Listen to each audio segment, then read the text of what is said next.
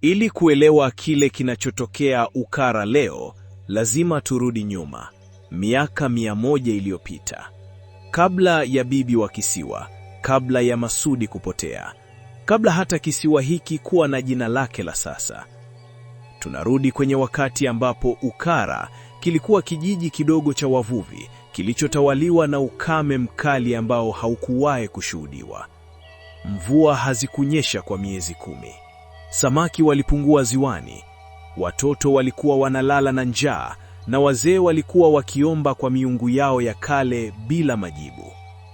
Katika kijiji hicho aliishi msichana mmoja aliyeitwa Nyabona. Nyabona hakuwa kama wasichana wengine. Tangu utotoni alikuwa na uwezo wa kuona vitu ambavyo wengine hawakuviona. Vivuli vinavyotembea kwenye maji wakati hakuna upepo, sauti za kunong'onozwa zinazotoka chini ya mawimbi, na ndoto ambazo siku iliyofuata ziligeuka kuwa ukweli. Mama yake alimwambia kufunika uwezo huo.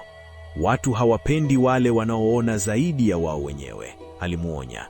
Watakuogopa kabla hawajakuelewa. Lakini ukame ulipozidi kuwa mkali na watoto walipokuwa wanazidi kufa kwa njaa, Nyabona hakuweza kukaa kimya. Usiku mmoja alitoka peke yake, akapanda mtumbui mdogo na akapiga makasia hadi katikati ya ziwa, mahali hata wavuvi wenye ujasiri zaidi hawakuthubutu kufika usiku. Pale, kwa mara ya kwanza, alikiita kile alichokuwa akikiona kwenye ndoto zake kwa miaka yote. "Najua upo," alisema kwenye giza, sauti yake ikitetemeka. "Nimekuwa nikikiona tangu nikiwa mtoto. Tafadhali, watu wangu wanahitaji msaada."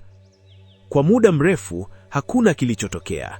Kisha maji yalianza kusogea, si kwa upepo, bali kwa namna ambayo ilionekana kana kwamba kitu kikubwa kilikuwa kinapumua chini ya uso wa ziwa.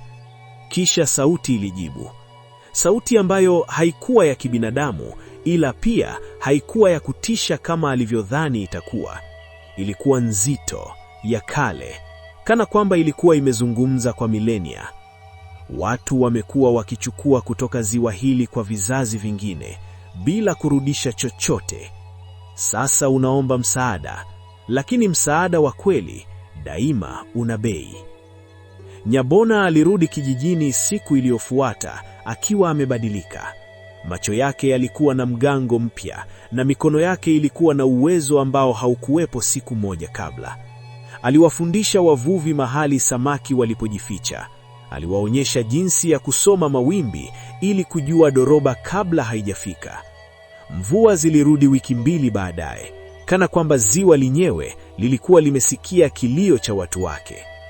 Kijiji kiliokolewa, lakini hakuna kitu cha bure katika dunia hii ya kale, na bei ya msaada huo ilikuwa bado haijalipwa. Maana usiku ule wa kwanza ziwani, Nyabona hakuwa amekubali ombi tu, alikuwa amesaini bila kujua kikamilifu agano, na agano na nguvu za kale halivunjwi kirahisi. Katika sehemu inayokuja tutagundua hasa Nyabona alikubaliana na nini, na kwa nini miaka 100 baadaye agano hilo bado linadai gharama yake kutoka kwa kila kizazi kinachofuata cha kisiwa cha Ukara.